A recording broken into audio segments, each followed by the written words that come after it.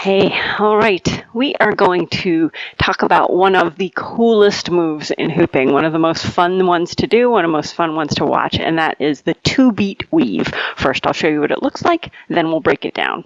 I'm going to start from the side this time.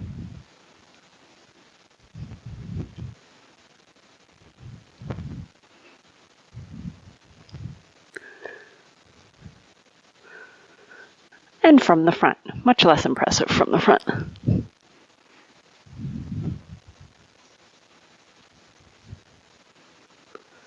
Okay, how cool is that, right?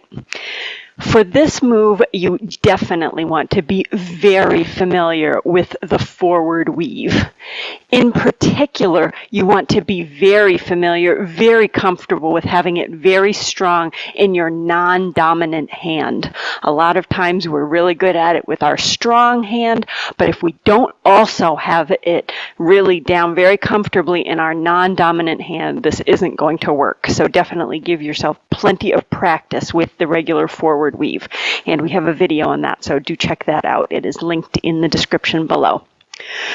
What we're doing is actually fairly simple. It is a mental brain twister, but the actions are not actually that hard to figure out. All we're doing is we are doing the forward weave in both hands at the same time.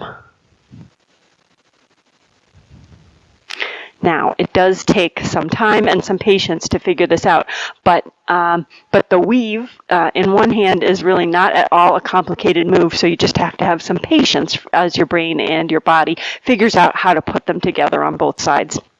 Let's talk about how to do that. Here is how I have found a lot of success in getting people to find their two-beat weave. I'm going to start with hoops in both hands in that platter position, same position we use for holding the hoops in our forward weave.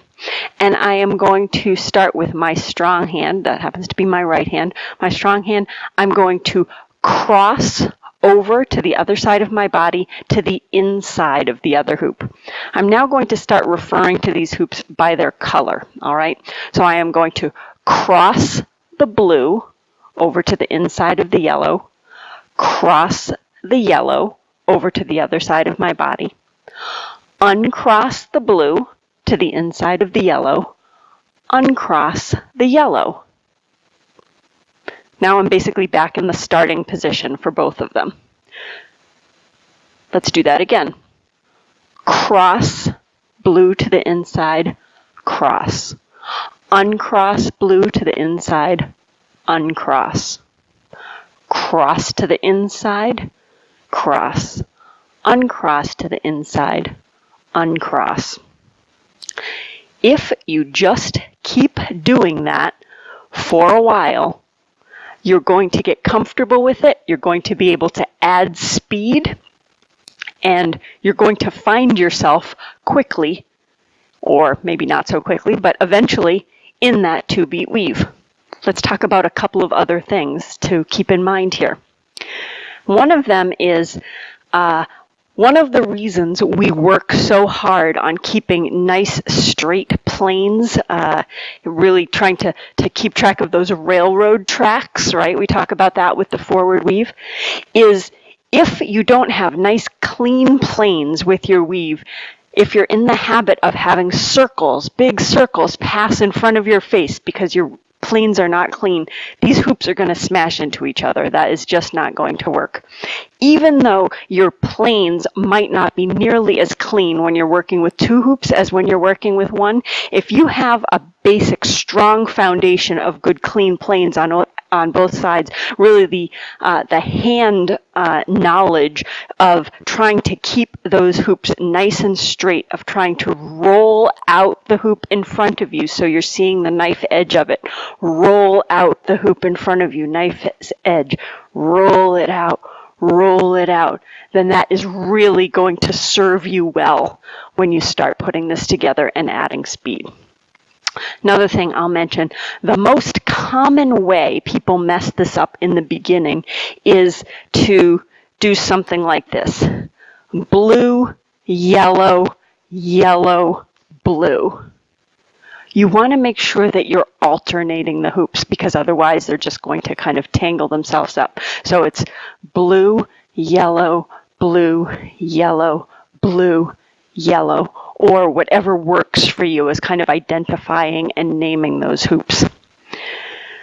One more thing I would say is that when you're doing this cross, cross, uncross to the inside, uncross, cross to the inside, cross, uncross to the inside. When you're doing that exercise, what you're doing is giving yourself muscle memory. You are teaching your arms and your hands the sequence that they're going to go through and the positioning that they're going to have. What you're not doing, however, is working with the timing. So once you get pretty comfortable with the sequencing, then you're going to pick up the timing concept. And the timing concept is that the hoops are working in split time. I'm going to show you from the side because the move really is most spectacular from the side. So once you get this and you're demonstrating it for folks, you always want to show them from the side. The split time means that when one hoop is up, the other is down. I'll show you what that looks like.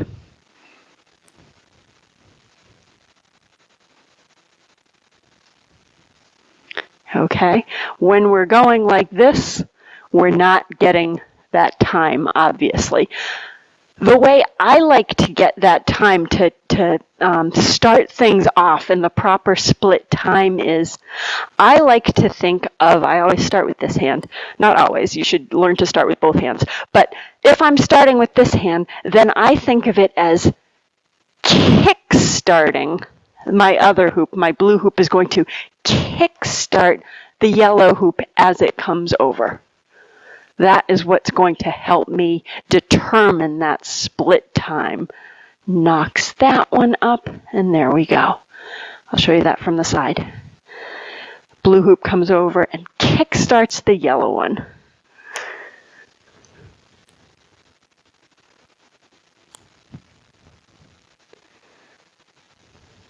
All right.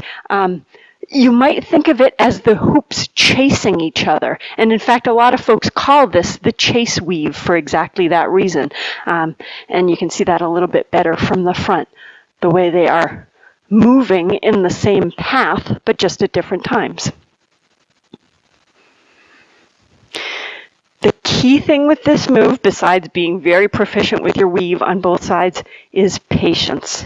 If you just have some patience, you let yourself go from it seeming completely ridiculous and impossible to letting that impossibility kind of go away a little bit at a time. It starts getting a little better, starts getting a little better. Before you know it, it will be spectacular, and you will just have so much fun with this.